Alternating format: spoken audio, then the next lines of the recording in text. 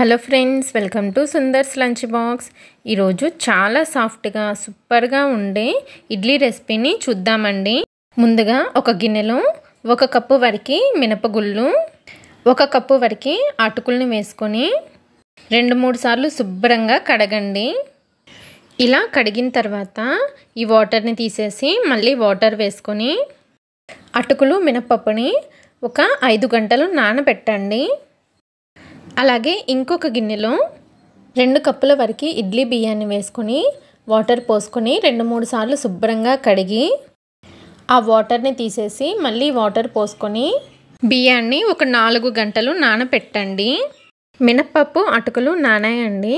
ఇప్పుడు వీటిని గ్రైండ్ చేయడానికి ఒక మిక్సీ జార్ తీసుకొని వీటిని మిక్సీ జార్లో వేసుకొని తగినన్ని వాటర్ని కూడా వేసుకొని బాగా మెత్తగా గ్రైండ్ చేసుకోండి. చూసారు కదా, చాలా మెత్తగా గ్రైండ్ చేసుకున్నాము. ఇప్పుడు ఇలా గ్రైండ్ చేసుకున్న పిండిని ఒక గిన్నెలోకి తీసేసుకుందాము. ఇప్పుడు బియ్యాన్ని కూడా మిక్సీ జార్లో తీసుకొని తగినన్ని వాటర్ వేసుకొని బియ్యాన్ని కొద్దిగా బరకగా గ్రైండ్ చేసుకొని ఈ పిండిని కూడా మనం గ్రైండ్ చేసిన మినప్పిండిలో వేసుకొని రెండింటిని బాగా కలుపుకోవాలి. ఇలా బియ్యాన్ని సపరేట్గా కొద్దిగా రవ్వగా గ్రైండ్ చేసుకొని కలుపుకోవడం వలన ఇడ్లీలు రవ్వగా చాలా బాగా వస్తాయండి. పిండిని 2 నిమిషాలు చేత్తో బాగా కలుపుకోండి. పిండిని చేత్తో బాగా కలుపుకోవడం వలన ఫర్మెంటేషన్ అనేది చాలా బాగా అవుతుందండి. పిండిని చేత్తో 2 నిమిషాలు బాగా కలుపుకున్న తర్వాత పిండి పైన మూత పెట్టేసేసి ఒక ఫుల్ నైట్ లేకపోతే 10 గంటలు పిండిని పులియనివ్వాలి. నేనైతే పిండిని నైట్ వేసుకొని ఎర్లీ మార్నింగ్ మీకు చూపిస్తున్నాను చూడండి. పిండి చూసారా ఎంత బాగా పులిసిందో, బయటికి కూడా పొంగిపోయిందండి. మీరు ఎప్పుడు పిండిని చిన్న గిన్నెలో పులియ పెట్టకండి. నేను కొద్దిగా చిన్న గిన్నెని తీసుకోవడం వల్ల పిండి బయటికి పొంగిపోయింది. తర్వాత పిండిని ఒకే డైరెక్షన్లో ఒక్కసారి కలపండి. మరీ ఎక్కువగా కలిపేసేయకండి. మరీ ఎక్కువగా కలిపారంటే పిండిలో ఉన్న ఎయిర్ గ్యాప్స్ పోయి మనకి ఇడ్లీలు సరిగ్గా రావు.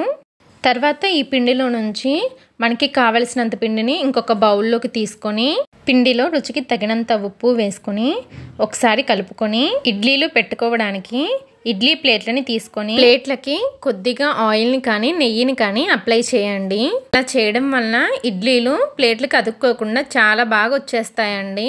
తర్వాత ఇడ్లీ పిండిని ప్లేట్లలో పెట్టుకోవాలి.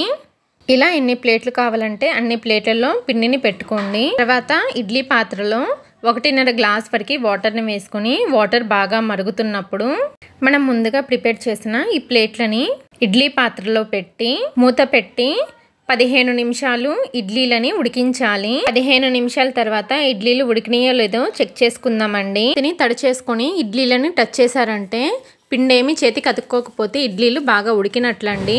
ఇప్పుడు ప్లేట్లని బయటకు తీసి ఒక 5 నిమిషాలు అలా వదిలేసేయండి.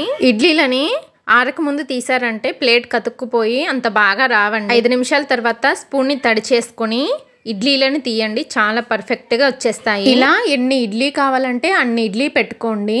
ఈ ఇడ్లీలు అయితే భలే మెత్తగా చాలా బాగున్నాయండి. తప్పకుండా మీరు కూడా ట్రై చేయండి. ఈ ఇడ్లీలని పల్లీ చట్నీతో సాంబార్తో సర్వ్ చేసుకుంటే చాలా బాగుంటాయండి. చూసారు కదా, దూదిలాగా ఎంత మెత్తగా ఉన్నాయో.